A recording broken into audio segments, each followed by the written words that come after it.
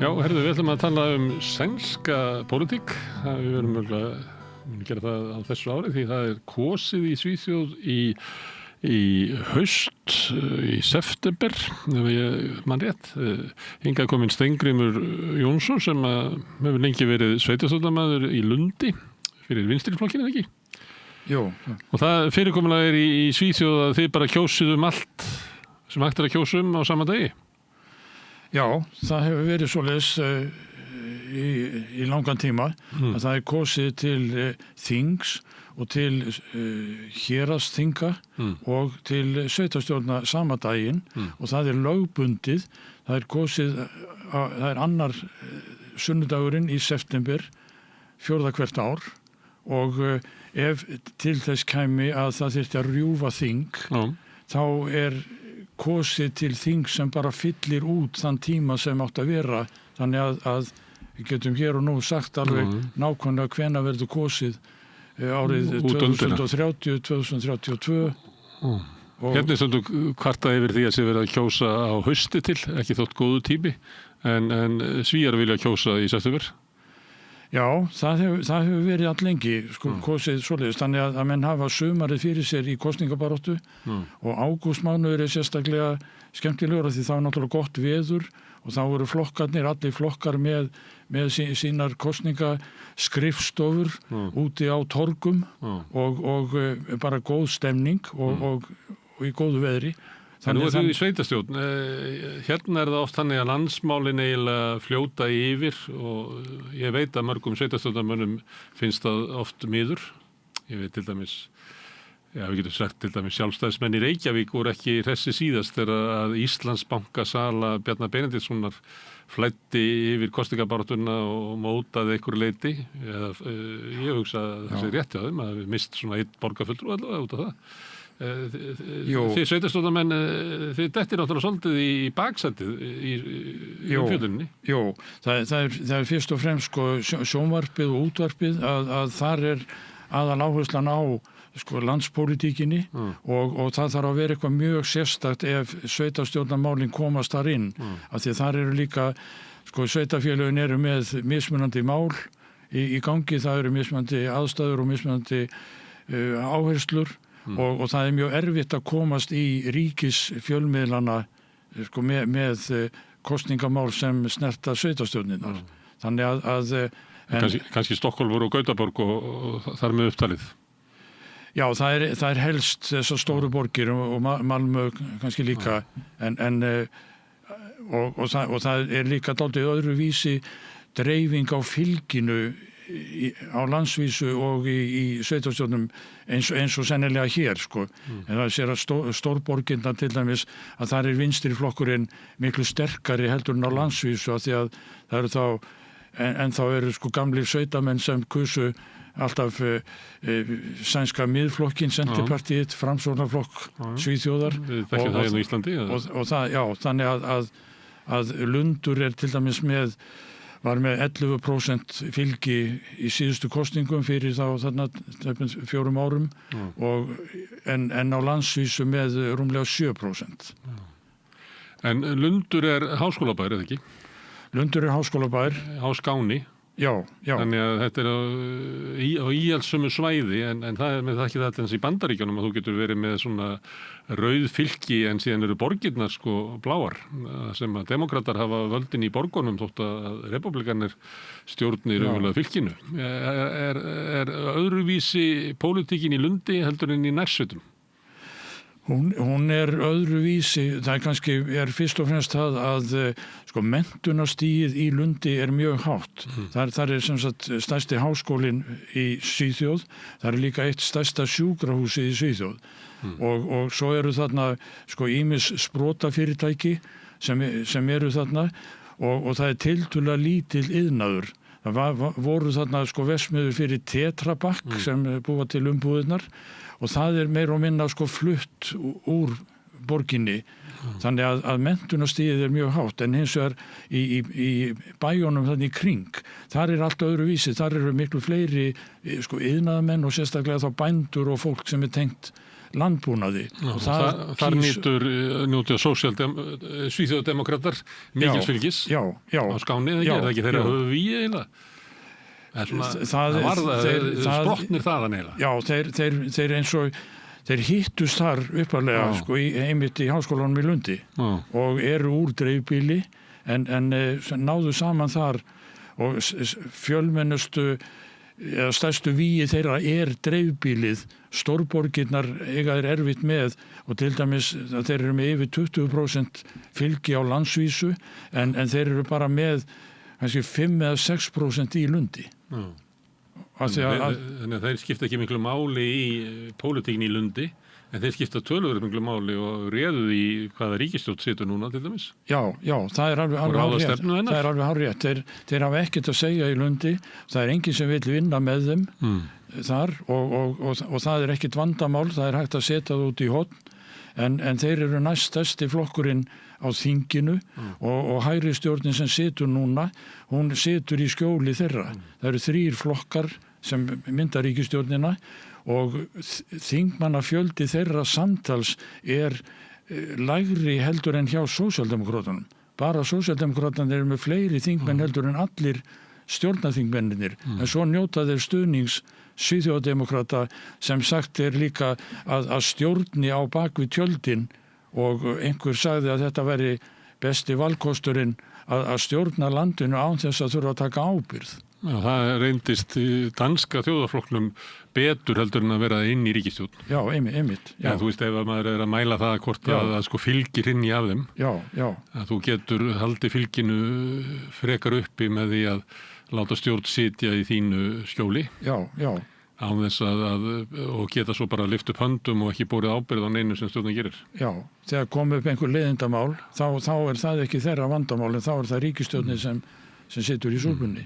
En þetta er flokkur sem að svíþjóðdemókratarnir, þeir voru með rúmlega 20% í síðustu kostingum og eru með það svona meira og minna í kostingum. Já. Það er ekki eins og þessu að vaksa, en hinir flokkarnir sem sitja í skjólið þeirra í ríkisstjórninni, þeir eru allir að tapa, fylgið ekki? Þeir eru að tapa og það er dálítið athyglisvert að könnun sem var gerð á fylgiflokkarna núna í desember, var allur desember mánuður notaður til þess að kanna fylgiflokkarna, að þá eru móderatar, hægri flokkurinn sem er svo stærsti og það sem forsætisráðherrann þeir svona halda sínu fylgi og þeir eru 3. stærsti flokkur í Svíþjóðdemókratarnir eru orðnir stærri.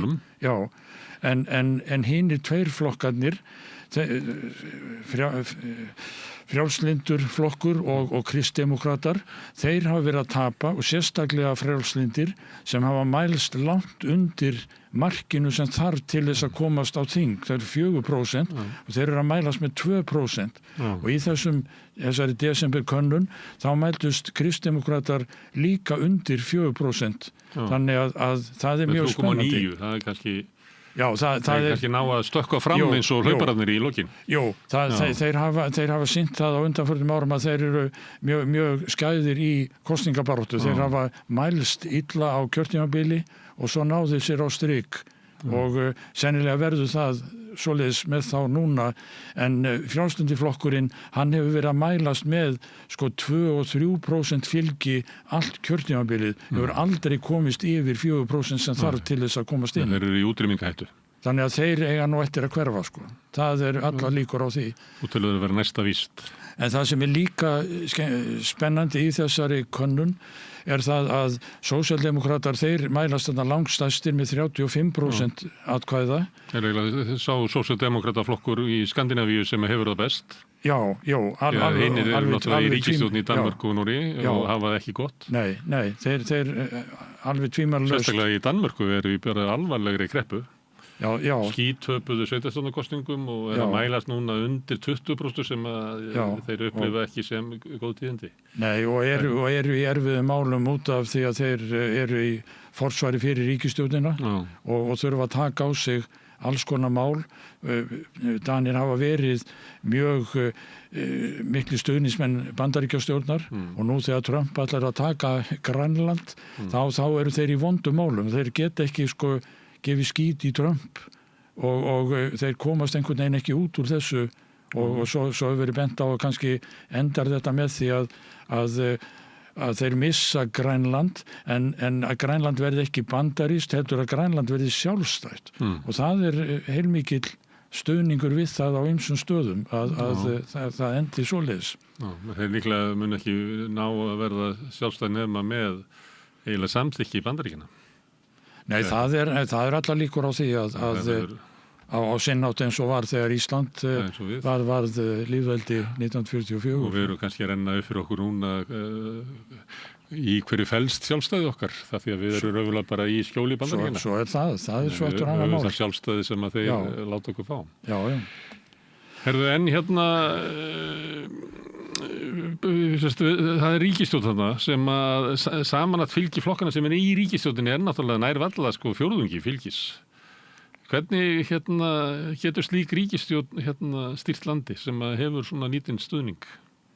Já, hún nýtur þess að Svíþjóðardemókratar verja hana falli og hafa mikil áhrif á innflytjendamál og ýmislegt sem þeim kærkomið og sem líka mikið vandræðamál fyrir ríkisstjórnin og sérstaklega fyrir frjálslyndaflokkin sem eiginlega alfarið á öðru spori heldur en Svíþjóðardemókratarnir og nú hafa Svíþjóðardemókratar en hefur fórnað eiginlega öllum sínum málum til þess að halda ríkisstjórninni í gangandi. Jú, og Svíþjóðardemókratar eru lítið hrifnir af frjálslyndaflokknum þannig að þeir kom ekki sínum málum. Frjálslyndaflokkurinn hefur verið með umhverfisráðuneytið og þar eru einlægar hugsjónir á bakvið sem ekki ná fram af því að Svíþjóðardemókratar þeir mótmæla því að það sé eitthvað að gerast eða allavega það sé ekki af mannavöldum og þess vegna þurfi ekki að gera neitt.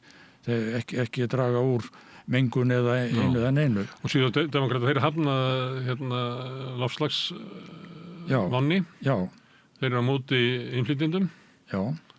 En eru svo bara svona eins og nýfrjálshyggjuflokkur vill styðja auðvaldið og styðja hinn sterka í viðskiptalífinu. Þeir eru myndur segja að vera líkir miðflokknum. Já, það er mjög margt svipað með það sem kannski skilur Svíþjóðardemókratan aðeins frá íslenska miðflokknum að Svíþjóðardemókratarnir þeir eru mjög margir sósíaldemókratar, fyrrverandi sósíaldemókratar og þeir styðja velferð á þjóðfélagið og sem flækir þetta náttúrulega ennþá meira að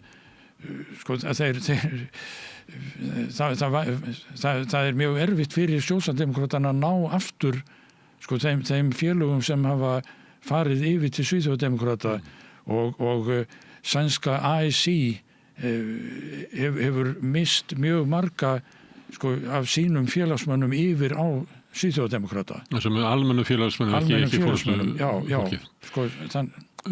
Þannig að þessu leyti eru Svíþjóðardemókratar líkir danska þjóðarflokknum eins og hann var allavega, það sem var við viljum velferð fyrir okkur en ekki hina. Jú.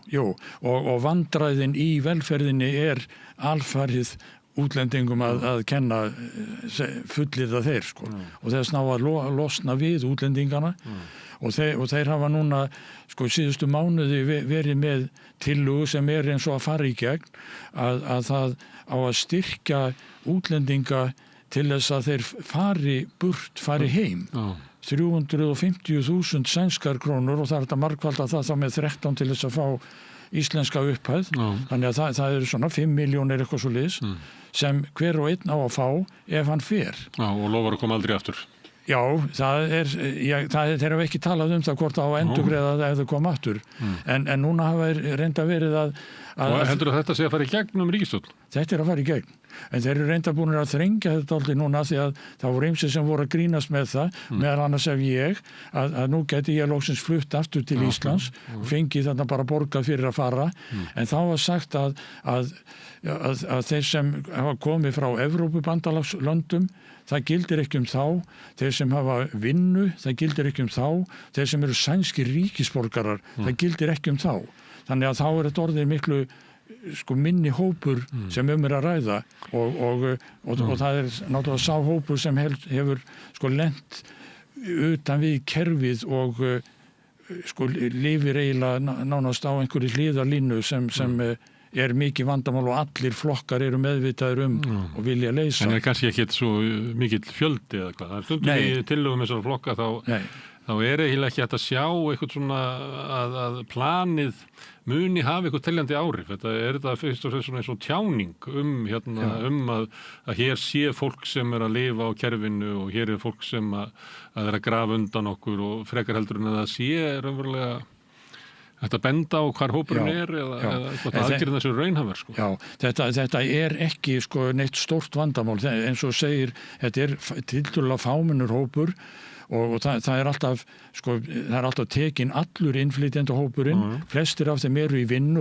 og gera mikið gagn og allt það og svo kostnaðurinn, sko, að hann margfaldaður með þessum stóra hópi sem náttúrulega út í hött og það hefur verið bent á það að þessi lausn með því að borga fólki fyrir að fara aftur heim og það heilmikið batteri sem þarf í kringum það til þess að stjórna því öllu að það muni kosta miklu meira heldur en, sko, stuðningurinn sem þetta fólk fær frá hinu opinbera.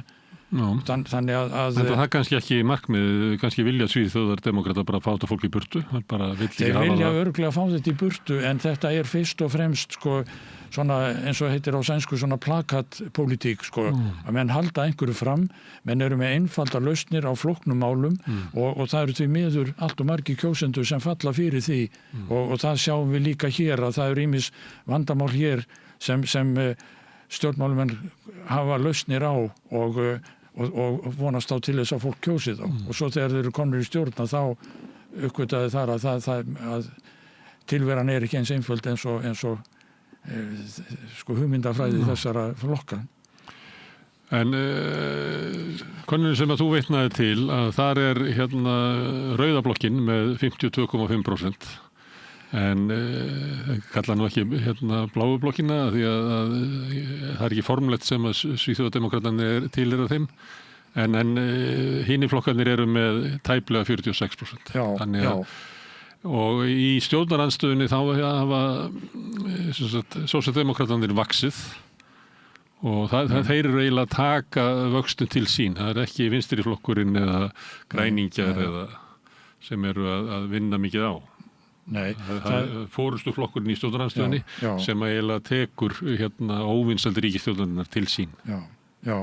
Það alveg rétt, sko, sósíaldemókratar þeir hafa, sko, bætt fylgi sitt allt kjörtímabilið og öll óánægja með ríkisstjórnina fer, sko, þangað og vinstri flokkurinn og umhverfisflokkurinn og svo miðjuflokkurinn sænski framsóknarflokkurinn, hann ekki í ríkisstjórn og hann hefur verið svona aðeins meira núna, sko, vinstra megin en slær úr og í eins og kannski eðlilegt verið framsóknarflokk að vilja vera báðu megin og geta ekki ákveðið en í þessari desemberkönnun þá mælist hann líka undir 4%, rétt undir að vísu en ef það yrði svoleiðis að hann fjalli út af þingi þá myndi það auðvelda mjög, sko, vinstri flokkonum sem eru þá, sko, svona rauðgrænir kallaðir og af því að sænski miðjuflokkurinn hann hefur, sko, verið mjög á móti því að vinstri flokkurinn sé með í ríkisstjórn. Vinstri flokkurinn hefur sett það sem kröfu að annarkvort verði hann með í ríkisstjórn eða hann verði í stjórnarandstöðu. Hann verði ekki stuðningsflokkur eins og hann hefur lengi verið og hann vill vera með. Það selja sér dýrt eins og sagt þér. Já. Og það á eftir að leysa það hvernig það gengur upp ef miðjuflokkurinn vill ekki vinna með ríkisstjórn sem vinstriflokkurinn ná sæti í og vinstriflokkurinn vill ekki vera fyrir utan ríkisstjórn og styðjana þannig að það myndi leysa ákveðin vanda má segja ef miðjuflokkurinn dytti út líka. Það nú frekar ólíklegra heldur en ekki. Það er eina könnuninn bara ég þarf að fara hérna langt aftur í mars í fyrra. Þá fóru þeir líka undir 4%.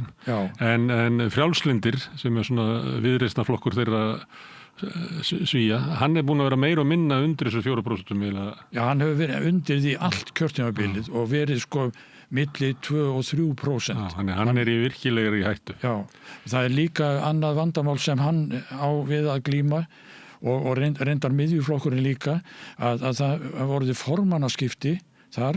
Miðjuflokkurinn, þar var sko maður sem á rætur í Tyrklandi og heitir tyrknesku nafni sem enginn gat munað. Þannig að það var mjög erfitt og það endaði svo með því að hann hætti og þá kom þarna kona sem hafði gefið kost á sér þegar sko Annie Lööf sem var sko flokksforingi í 10 ár eða meira þegar hún var kosin.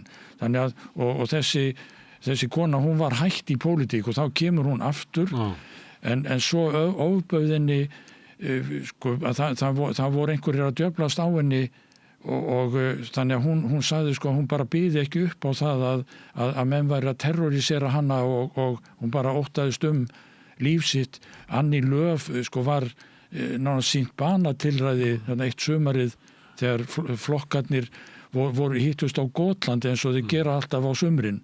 Þá var þar maður sem var að leita að henni og svo skaut hann til bana aðra konu sem sko, þannig að sko, að ástandið sko alveg skelfilegt að þessu leyti og eftir að þessi kona sko, þessi seinni formaður eftir að hún hætti þá komið þriðja konan og hún þarna ennþá og hún mjög óþekkt og það hafi ekki orðið nein áhrif að því, hún hefur ekki náð að rífa flokkin upp. Sama með Frjálslindaflokkin að þar sko kona sem nýlegur formaður og hún hefur átt erfitt líka með að stjórna sínu liði af því að helmingurinn mjög á móti Svíþjóðademókrötum og svo hinn hlutin sem segir að eina leiðin til þess að flokkurinn ná einhverjum árangri með sín mál sé að sætta sig við Svíþjóðademókrata. Það sé eina leiðin fyrir hægri flokk að vera við völd sé að sætta sig við Svíþjóðademókrata. Því að öðrum kosti þá hefur bara valkosti að búa til ríkisstjórn yfir miðjuna sem ekki mikil hefð fyrir í Svíþjóð. Ekki enn. Nei. Og það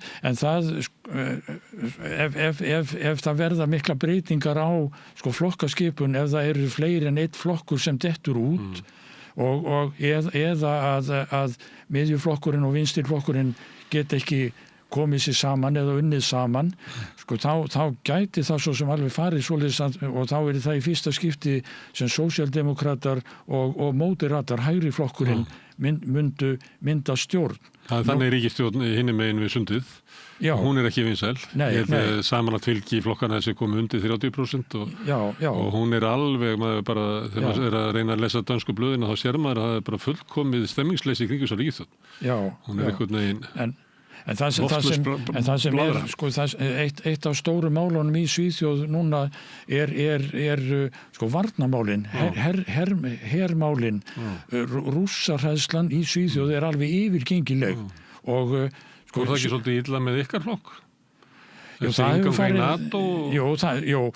reyndar var það rétt fyrir síðustu kosningar þegar sósíaldemókratar voru sko í stjórnar í ríkisstjórn, þá var tekin ákvörðun að sækja aðild að NATO og það voru allir flokkar samþykkir því nema vinstirflokkurinn sem vildi ekki og það var engin umræða það var aldrei neitt, þetta var bara sjálfsagt mál og svo gekk þetta og þá átt að fara í NATO með Finnlandi.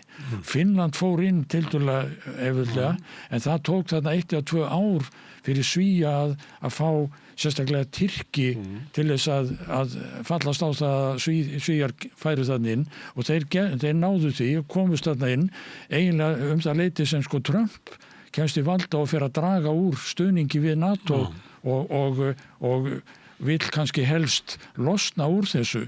NATO lendir eiginlega í verstu tilvistakreppu sem nokkuð með lendi í og engi veit hvað það ég meina, NATO heldur líklega áfram en það verður ekki í þeirri mynd sem að við nærðum að þekka NATO. og líka ef maður bara lítur á sko kort og hugsa sér sko hvernig ástandið í heiminum var í kringum 1950 þegar kommunistafóbían var sem vest í Bandaríkjunum, að þá NATO skapað til þess að búa til hring utan Bandaríkin, svoleiðis að Sovétríkin kæmust ekki inn. Og þá voru meira að segja sko nýlendur Frakka í Afríku voru með í NATO, Alsír og Marokko og Túnis og svona. Sko, og svo þegar þau ríki urðu sjálfstæða þá duttu þau út úr NATO, en annars var þetta hringur utanum Atlantshafsbandalagið, þetta hét líka og heitir Norður Atlantshafsbandalagið, og núna þegar Úkraína meira að segja vill sko komast með í þetta, þá komið dálítið langt frá sínu upphaflega markmiði. En finnst þér þetta hafi farið illa með þinn flokk að Svíþjóð sé gangin í NATO og þessi?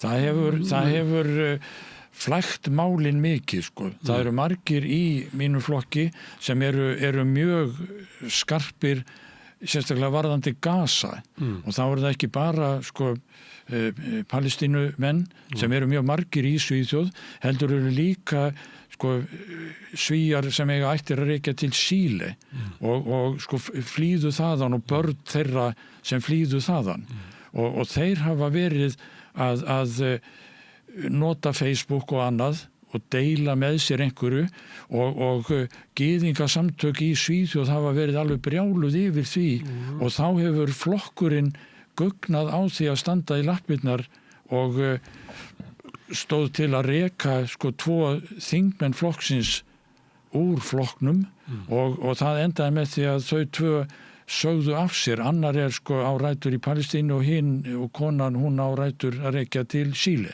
Og þú myndir segja að þetta væri fólk sem væri bara að berjast gegn heimsvaldastefnu Bandaríkjanna? Já. En þá þinn flokkur byrjað að höggva það fólk af sér? Já. Og þá liggur í loftinu að það sé verið að reyna að gera vinstirflokkin samvinnu hæfan í ríkisstjórn og það megi ekkert stuða sósíaldemókrata af því að það það sorglega með sósíaldemókrata sem hefur gefst síðustu 30 árin að þeir hafa algjörlega lúffað fyrir Bandaríkjunum. Þegar við hjónin fluttumst til Svíþjóðar fyrir 40 árum þá var Ólöf Palme forsætisráðherra og sjálfstæðu utanríkisstefnu.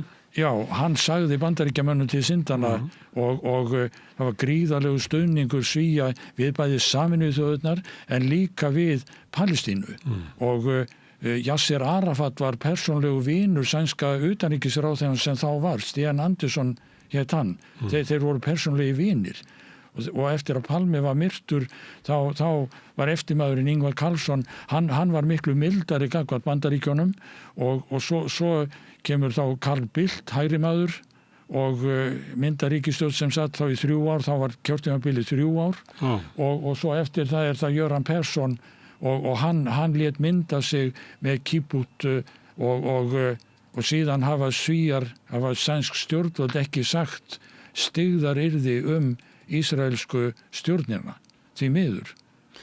Þú nefndir áðan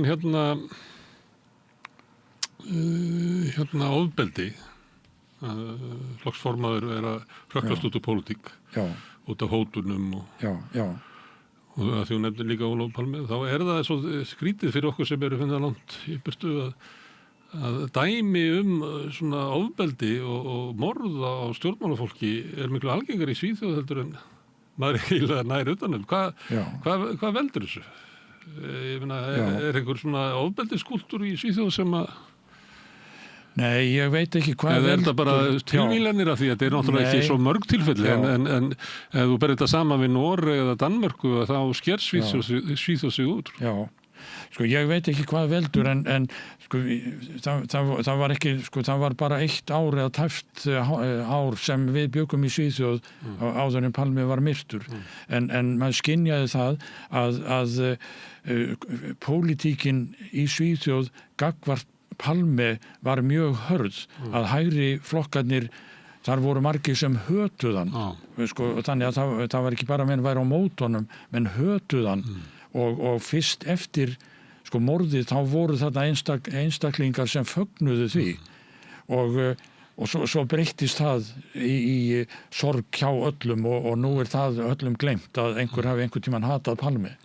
Það sama gerðist þarna, sko hvort það var 2004 eða 5 eða eitthvað svoleiðis þegar Anna Lindh sem var utanríkisráðherra var myrt en þá var það geðsjúkur maður sem stakk hana með hníf til ólífis í verslunarmiðstöð og þá var hún bara á eigin vegu með vinkonu sinni og enga lífverði og svona en þessi geðveiki maður, hann var örugglega undir áhrifum af því sem hann hafði þá heyrt úr pólitíkinni að Anna Lindh væri vond kona og svo var einhver geðveiki því að hann var sagt að hann hafði bara ætlað sér að myrða einhverja sko framgangsríka konu og hún var kannski sú sem var efst á blaði þannig það voru margir sem sögðu og þetta var mikið sorg þegar hún féll frá að því að menn sáu það bara að framtíðin var þar með farin að menn sáu það fyrir sér að hún myndi verða forsætisráðherra þegar framliðu stundir en svo hefur þetta magnast talsveit, það eru mjög margir stjórnmálamenn sem eru með leynilega skráningu í þjóðskrá. Það eru fyrirtæki, allmörg fyrirtæki í Svíþjóð sem hafa aðgang að opinberum upplýsingum og eru með sínar heimasíður með alls konar upplýsingum þannig að það hægt að leita uppi til dæmis mig, sjá sko í hvaða íbúð ég bý í fjölbýlishúsi og kona mín býr þar með mér. Það hægt að sjá hversu gömul við erum, það hægt að sjá alla aðra íbúa í húsinu og þar meðalaldurinn sko í hærra lagi, þar eru ekkjur, þar eru fráskildar konur og þannig að sko glæpamenn hafa aðgang að þessum upplýsingum og þetta notað þegar einhver glæpahópar að hringja í gamalmenni og bjóða þeim alls konar þjónustu og svíkja svo út úr þeim og til þess að vernda stjórnmálamenn frá þessu þá eru þeir með leynileg heimilisföng, það kemur ekki fram og þá geta þessi fyrirtæki ekki komið þessum upplýsingum á framfæri þannig að ef maður leitar að til dæmis Ulf Kristersson forsætisráðherra í þessum kerfum þá finnur maður ekki hvar hann á heima formenn flokkana, ráðherrar og ýmsir framámenn sem menn ímynda sér að séu, þetta hefur líka verið með áberandi stjórnmálamenn í Lundi, sko í borgarpólitík og það eitthvað sem að gerast og menn hafi ekki alveg tök á. Þetta þá svar við einhverjum svona ofbeldisfullri umræðu og einhver andrúmi í stjórnmálum sem orðið andstyggilegt. Já. Herðu, hvað verður kosið? Verður kosið Svíþjóðardemókratar vilja ábyggilega láta kosningarnar snúast innflytjendamál, að þessu opið landamæri og síðmenningarlegt hrun framundan? Eða hvað? En ná þeirra að stjórna umræðunni? Sko, innflytjendamálin eru ekki kannski þau mál sem eru kjósendum efst í huga. Ekki heldur hér að mælingar segja svo sé ekki en stundum það þannig að svona flokkar ná einhvern veginn að hafa þau tök á fjölmiðlum að allt snýst þá eins og Farage í Bretlandi. Já, það sem fólki mjög ofarlega í huga eru þessi glæpagengi sem að skjóta hver aðra sko. Og ríkisstjórnin í miklum vandræðum með það hvernig á að taka á því þessu stjórnaði erlendis frá þar eru foringjar sem í Tyrklandi og þeir eru sænski ríkisborgarar en þeir eru líka tyrkneski ríkisborgarar það getur maður orðið ef maður kaupir húseign eða íbúð eitthvað svo þá verður maður ríkisborgari sjálfkrafa og þar með ekki hægt að sko afhenda þá sænskum yfirvöldum að Tyrkir get ekki eins og Íslendingar get ekki sko tekið sína eigin borgara og afhent erlendu valdi sko þá þessi ákærðir eitthvað alvarlegt að það bara svoleiðis en ríkisstjórnin hefur verið að reyna að stemma stigu við því að þessi glæpagengi nota mikið ungmenni og það var lengi svoleiðis að þeir sem voru ekki orðnir 18 ára að þeir voru á öðrum kjörum svo má segja voru ekki dæmdir jafn hart fyrir glæpi? Nei, þeir voru dæmdir sko í einhvers konar eftirlit svo búið að lækka þetta niður og það var búið að lækka þetta niður í 14 ár, að 14 ár og eldri sem frömdu morð, að þeir eru teknir bara eins og fullorðnir. Og þá var núna, sko, í Malmö bara í desemberbyrjun, þá var 12 ára barn sem skaut 20 mann sem lögreglan sagði að hefði tilheyrt einhverju glæpagengi. Þessi 12 ára drengur, hann hafði ekki verið í einu eða neinu, en honum hafði verið boðnir peningar á netinu, hann hafði nappað á því og gert þetta. Þannig að þessi lausn að færa aldurinn, refsialdurinn niður, það engin lausn. Og svo náttúrulega fangelsin eru að yfirfyllast af alls konar liði og síðast sko var verið að segja frá því að nú í Svíþjóð búin að gera samkomulag við Estland þar sem var mikið af glæpamönnum sko, sem voru dæmdir í fangelsi upp úr 1990 þegar allt breyttist en nú hefur tekist að róa umhverfið þannig að nú eru þeir með tiltölulega ný fangelsi sem eru tóm og þá eru Svíar að kaupa sig inn þar og Estlendingar þeir segja sko jú, þeir taka gjarnan á móti þeim en þeir vilja helst fá að velja fangana þannig að það sé heldur skárri fangar og sérstaklega vilja þau fá einhverja sem hafa sko setið af sér eitthvað fyrst í Svíþjóð og það sé komin aðeins reynsla á það hvernig þeir eru sem fangar áður en þeir eru svo teknir til Íslands. Það er rjóman bara. Já, þannig að þetta er sko, þetta er hlægilegt en svo sorglegt að þetta sé svona en þessi vandamál sko allir þessir glæpir sem eru tengdir glæpagengjunum ríkisstjórninni mikið vandamál og þeir ráða ekkert við þetta. En þessi hjaðningavíg glæpahópana, þetta barátta völd í undirheimunum, barátta yfir völd yfir dreifingu fíkniefna eða hvað er þetta? Já, þetta er fíkniefnamarkaðurinn sem þetta snýst og það eru þarna 2 eða 3 gengi sem sko vilja ráða markaðnum og það er mikil markaður í Svíþjóð. Það hefur verið sýnt með því að athuga skolp frá ýmsum svæðum og þar sést líka að það er meira af svona efnum í skolpinu frá ýmsum betri bæjarhlutum og betri sem að knýra þetta áfram. Já. Neyslan knýr áfram þetta hagkerfi sem þarna er og það er þetta eru mikið tækifærið að auðgast inn í glæpum og sérstaklega ef þú ert kannski af einhverjum jaðarhópum í samfélaginu þá er þetta kannski mesta tækifærið þar því að þú mætir kannski annars staðar fordómum og fleira þannig að þú kemst ekki áfram að því að þú ert með vitlaust nafn eða með vitlausan húðlit. Já, og það er ekkert verið að gera neitt róttækt í sko neytendahópnum, kaupendahópnum. Kaupendahópurinn fær að vera nánast óáreittur. Lögreglan hefur stundum geta komist í samskipti glæpahópana við kúnnana og þar eru sko aðilar sem sjá að smygla þessu inn í landið svo aðrir sem annars dreifinguna og þeir hafa sko í þessum gögnum hefur komið fram að þeir eru að spyrja kúnnana bara eins og sko góðir viðskiptamenn getum við bætt þjónustuna og er eitthvað sem þú getur stungið upp á og myndur mæla með okkur við þína vini og allt eftir því. Viðhorfskannanir. Já, þannig að það er sko, það er blóðugt að sjá hvernig þetta er að það sé ekki gert eitthvað í því að taka sko neytendahópinn og það má segja sko allt þetta sem Trump er að djöflast með í sambandi við Venezuela að það er ekkert verið að hreyfa við neytendunum í Bandaríkjunum. Það eru þeir sem er að smygla inn efnunum. Það er litið svo á að þeir séu saklaus fórnarlömb þeir sem að flytja inn.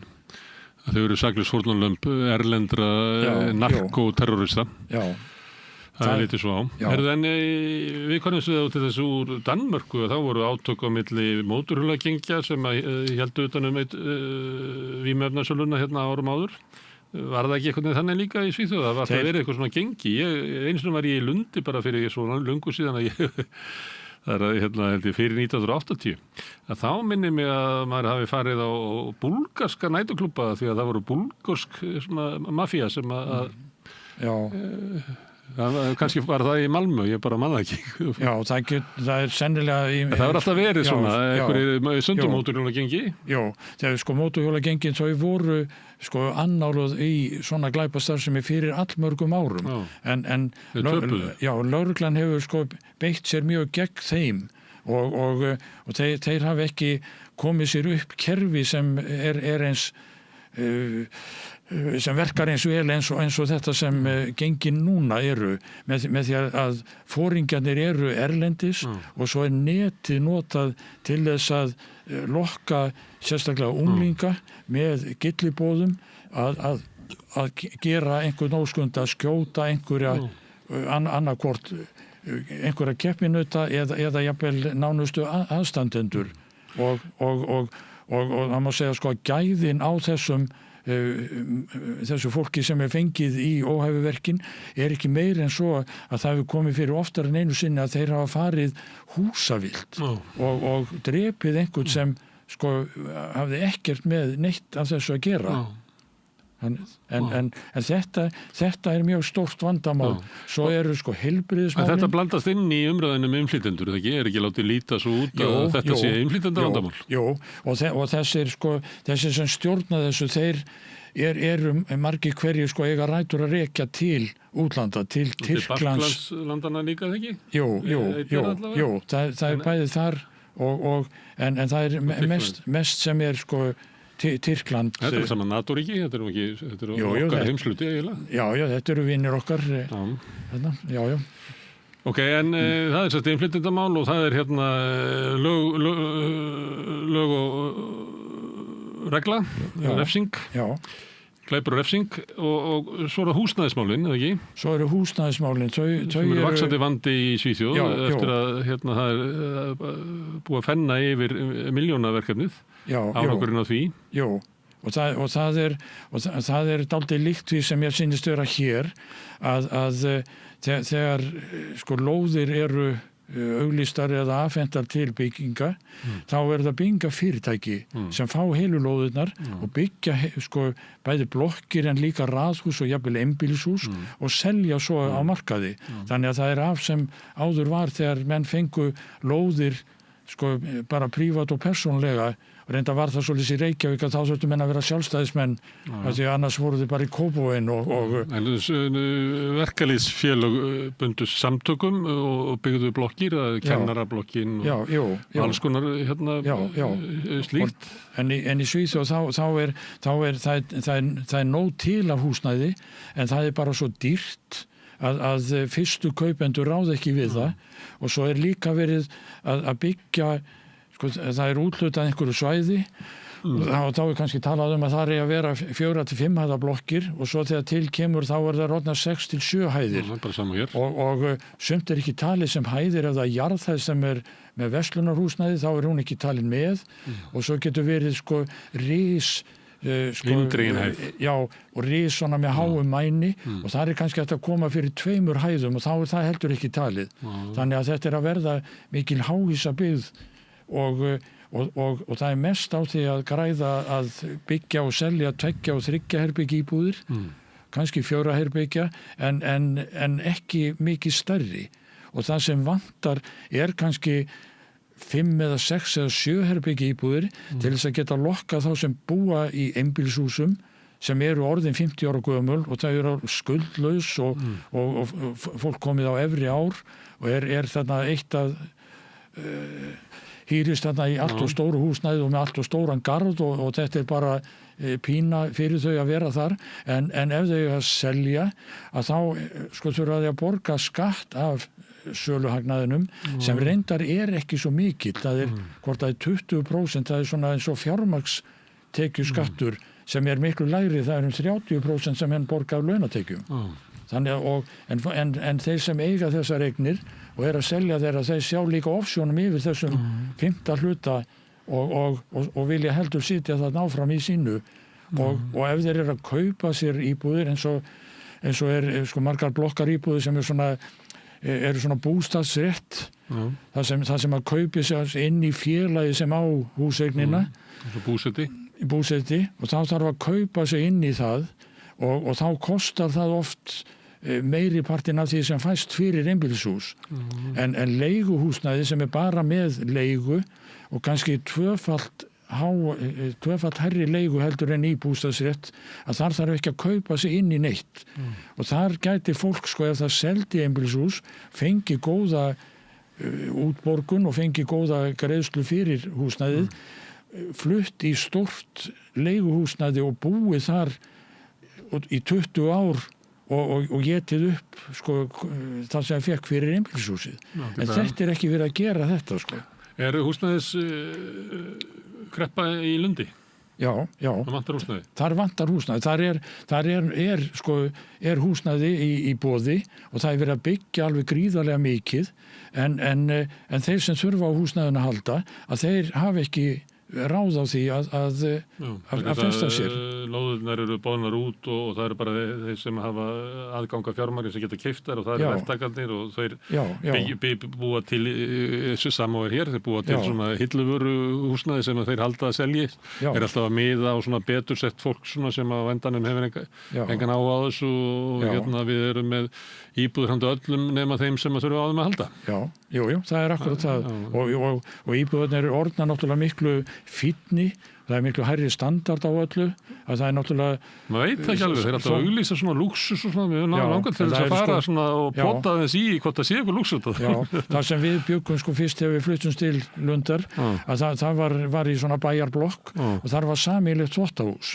En sem er miklu betra, ég er með svoleiðis lappa niður með þvottin, veist það? Já, þau eru ekki til lengur í nýju húsnæði, það eru allir konur með eigin þvottavél og þurrkara, með uppþvottavél og það er mjög hár standard á öllu, þá þessi tveggjarherbergja íbúð og kannski bara einn sem býr þar, þá er það er alveg ótrúlega og allt kostar þetta náttúrulega pening Ég man að þegar við fluttum í fyrsta skipti í blokk, það var í Ljósimónum, að þá var sameiginlegt þvottahús niðri og það voru sameiginlegar vélarnar, það voru svona stóra þvottavélar og gæst bara þvegið vikuskamta bara í 2 vélum og stórar tromlu þurrkarar.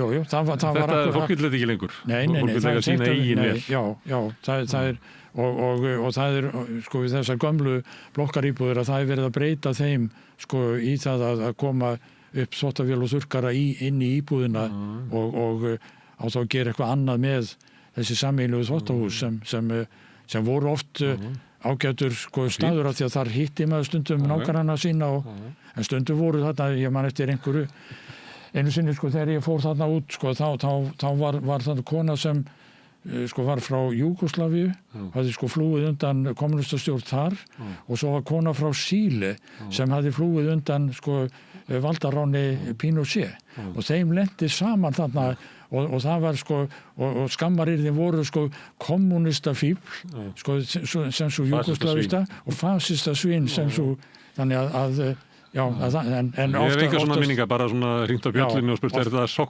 sokkurinn þinn? Já, oftast gekk þetta mjög vel og engin vandamál en utanríkismál, heldur að utanríkismál muni blanda þinn í kosningarnar? Það held ég ekki, að eini flokkurinn sem hefur aðra stefnu heldur en ríkisstjórnin vinstri flokkurinn og hann heldur sér mjög til hlés gagnrýnir ekki NATO og rússa grílan svo gríðarlega sterk að Svíar leiðu efast stefnu NATO að þá ertu kallaður pútinisti. Já, ef maður reynir að sjá eitthvað annað heldur en sjónarhorn NATO á þetta allt þá maður bara að styðja Pútín. Það er bara svoleiðis. Umræði í Evrópu ekki upp á sitt besta þessi missirinn. Nei. Verður að segjast. En svo það dálítið sérstakt núna og að því að Svíar eru svona hálnaðir inn í samvinnu með Bandaríkjunum sem heitir DCA, Defense Cooperation Agreement og sem snýst það að Bandaríkjamenn eiga að fá aðgang að 17 herstöðum það fylgdi með þegar þið gengur inn í NATO og þá bara á að samræma þetta og Bandaríkjamenn geta bara gengið á skítuðu skólum. Það er búið sem sagt að samþykkja þetta en þá eftir að staðfesta það af þinginu en það bara formsatrið. Danir eru búnir að samþykja þetta með 3 herstöðvar og það náttúrulega enn hlálegra þar sko ef Trump ætlar að taka Grænland með hervaldi að Danir ætla að fara að berjast við Bandaríkin út frá þessum 3 herstöðum það sem allt fullt af amerískum hermöðum. Sko, það gengur bara ekki upp. En þetta alveg fáránlegt kerfi. Þetta verður dálítið eins og Keflavíkur stöðin var, sko, þegar herinn var hér, að það gilda þar amerísk lög ef hermennir verða brotlegir utan vallarins, að þá ekki hægt að lögsækja þá með íslensku lögum og það alltaf amerísk lög og þeir með að koma með allt inn í landi, það engin tollskoðun, það ekkert eftirlit, það ekkert að stoppa eitt eða neitt. Sko ef eitthvað landráð sko ef þetta ekki landráð hvað þá landráð? Að hleypa erlendu hervaldi inn í sitt eigið land. Við höfum varnarsamning þar sem með nýlegum viðauka þá geta Bandaríkin bara skilgreint hættuástand hérna og bara tekið Ísland yfir ef þið vilja. Og þá getur maður spyrja ef þetta ekki landráð, hvað þá landráð? Já, það hefur verið talið illa gamla sáttmála frá 1262 en varnarsamningurinn já. Evrópumál ekki á dagskrá?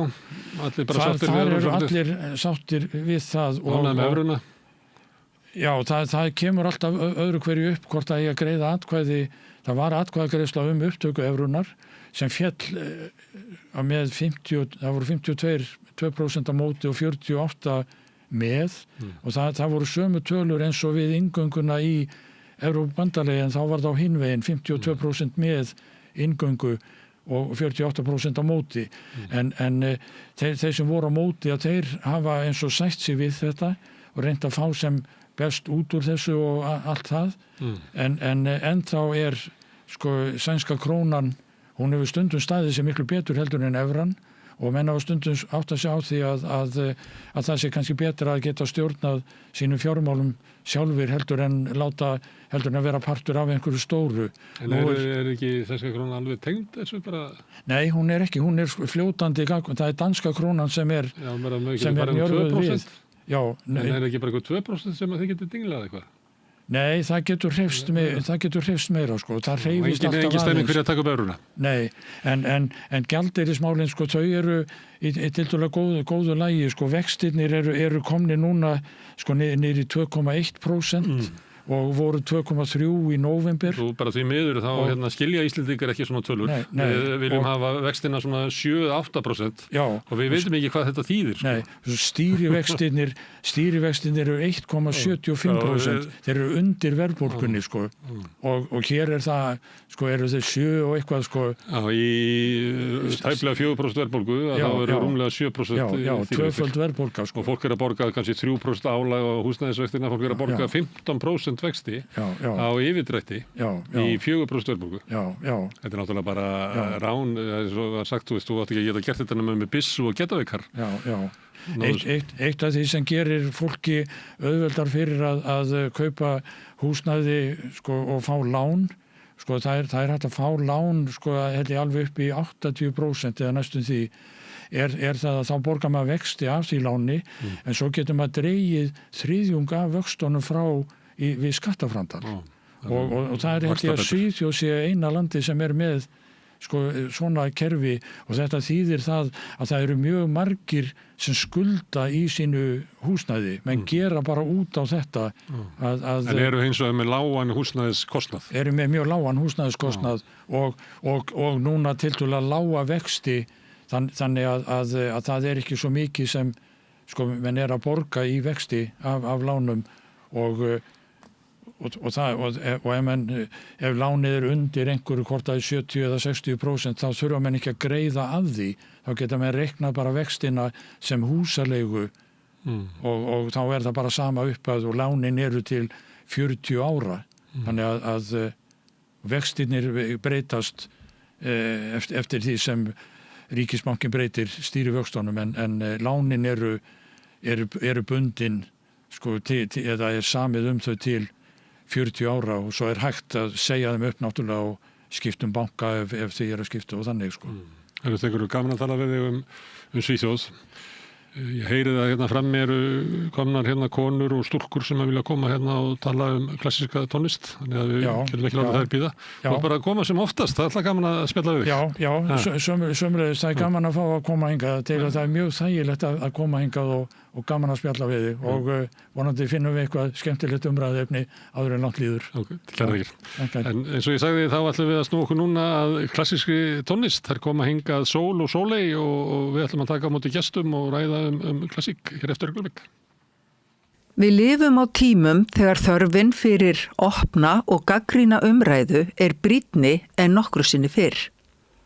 Ég heiti Ólína Kjerúlf Þorvarðardóttir og ég styð og vel samstöðina, sjálfstæðan og óháðan fjölmiðil.